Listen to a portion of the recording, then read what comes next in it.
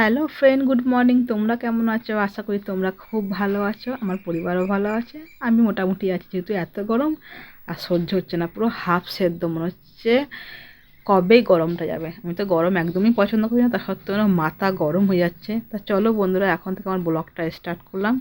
আর এই গরমে না খেয়ে শান্তি, না কোথাও গিয়ে শান্তি, মানে একদম নাজেহাল হয়ে যাচ্ছি।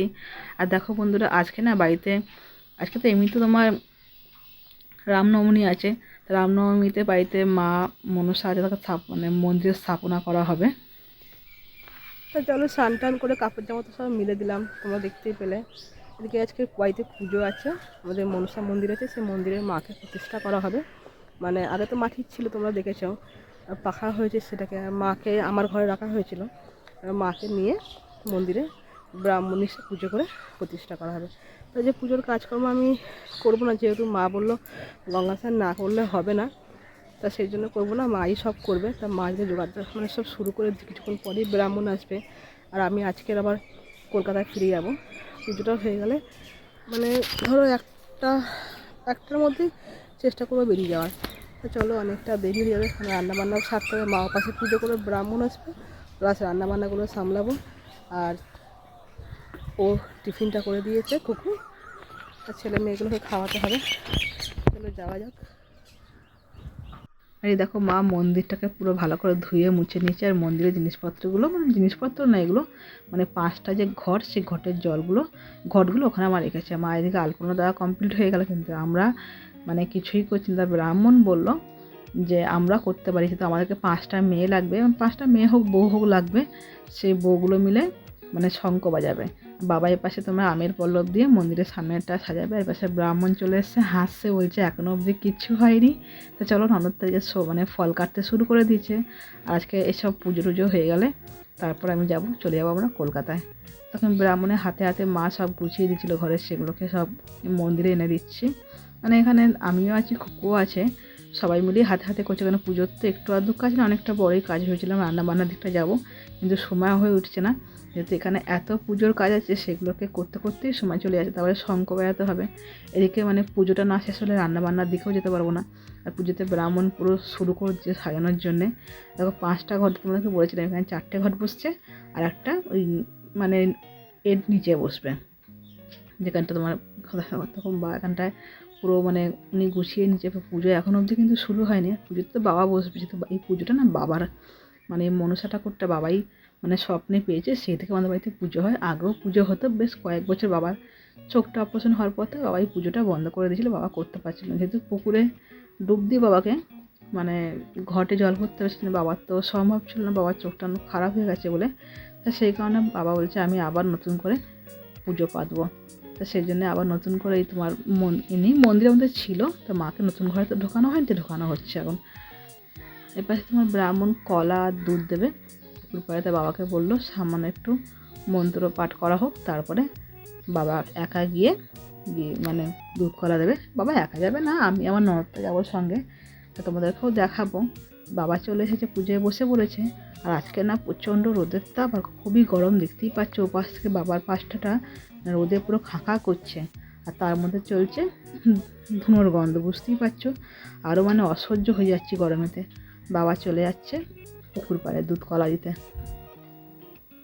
তাই এটা নিয়মটা আছে যে দুধ কলাটা পুকুর পাড়ে দিয়ে আসবে, তারপরে মাছ দিয়ে এসে খায়, তা ভালো। তা আশা করি খায়, বাবা বলছে খায়, ঠিক আছে। আমার না খুব ভয় লাগে এগুলো, কেন ওই সব ওনাকে দেখলে না আমার জীবনটা পুরো শুকিয়ে শেষ হয়ে যায়। কিন্তু আমাদের এখানে প্রচুর ওই জিনিসটা দেখতে পাওয়া যায়, সেটা সবাই জানে যে গ্রামে প্রচুর দেখা যায় এগুলো। আর আমার যেন মানুষকেও তো ভয় পাই না, আমার সবচেয়ে বেশি ভয় লাগে একে।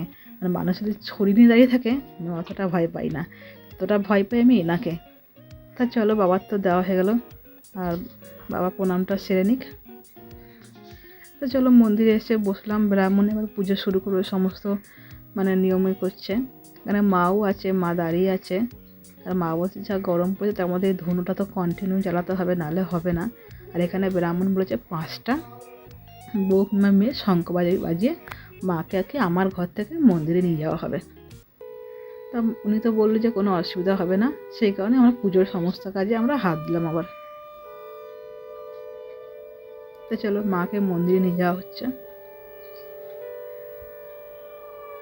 বাবা এদিকে তোমার গঙ্গা জল দিচ্ছে, কিন্তু রাস্তাটা পরিষ্কার রাখার জন্যে মাকে নিয়ে যাওয়া হচ্ছে, শুদ্ধ করার জন্য, পরিষ্কার না ভুল বললাম, শুদ্ধ করার জন্য।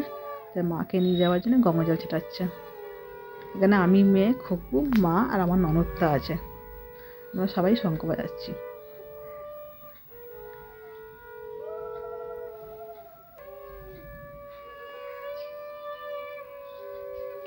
চলো মাকে মন্দিরে নিয়ে যাওয়া হলো। মাকে আজকের দিনে মন্দিরে স্থাপনা করা হলো।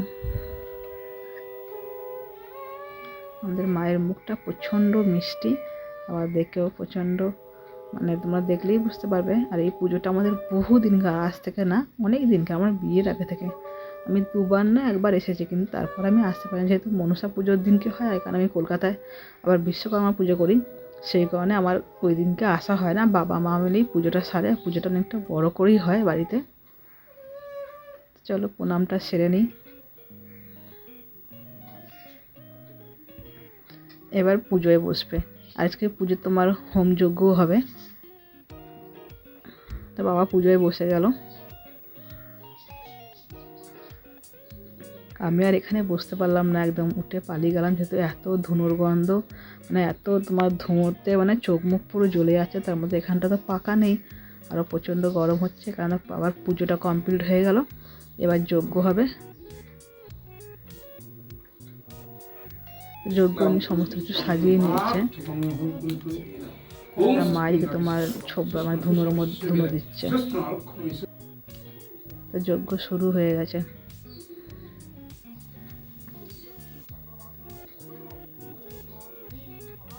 পুজোটা করতে কিন্তু অনেকটা সময় লাগলো, প্রায় আমি আন্দাজ করতে পারছি না, তাও 2 ঘন্টা ওভার হয়ে গেল। তা পুজো শেষ, এবার দুর্গা মন্দিরে বাবাকে একটু দুধ গঙ্গা জল দেবে।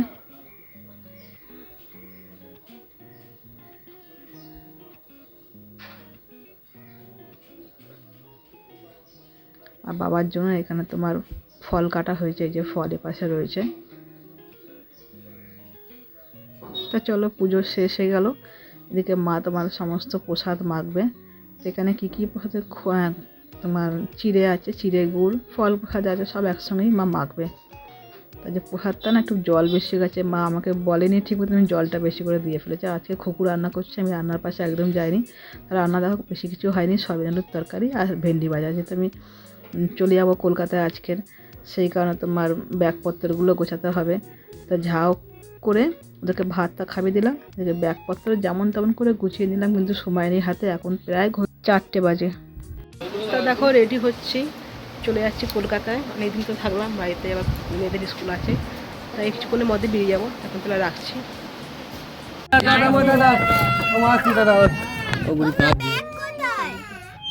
তা চলো, গাড়ি তো ছেড়ে দিয়েছে, সবার বাড়িতে মন টন খারাপ, কিছু করার নেই, যেতে তো হবেই কলকাতায়, তাই না? আজ না হোক কাল যেতে হবে কলকাতায় আমাদেরকে। তা দেখতে দেখতে চলে এলাম কাটোয়ায়। কাটোয়াতে রামনবমীর পুজো হচ্ছে। তো চলো, অনেকটা জার্নি করার পর বাড়ি চলে এলাম। এসে এবার ফ্রেশ হয়ে একটু বসলাম বিছনায়, আর প্রচণ্ড গরম পড়েছে, বুঝতেই পারছো। আর কিছুটা খাবার দাবার কিনে নিয়ে এসেছি, যেহেতু ঘড়িতে এখন বাজে 11:15, কিন্তু রান্না করার সময় একদম নেই। আর যা গরম পড়েছে, প্রত্যেক বন্ধুরা বলছি খুব খুব করে ঠান্ডা খাও, ওআরএস খাও, নুন চিনির জল খাও, সবাই সুস্থ থাকো, ভালো থাকো। আর ভিডিওটা আমি এখানেই শেষ করছি। তোমাদের সাথে এই ভিডিওতে কোনো কিছু ভালো লাগে কিন্তু সেটা লাইক করে, আমার চ্যানেলে শেয়ার করে, অতি অবশ্যই কমেন্ট করো। তোমাদের সঙ্গে দেখা হবে নতুন কোনো video. Tata, bye bye, good night বন্ধুরা, ভালো থেকো, সুস্থ থেকো।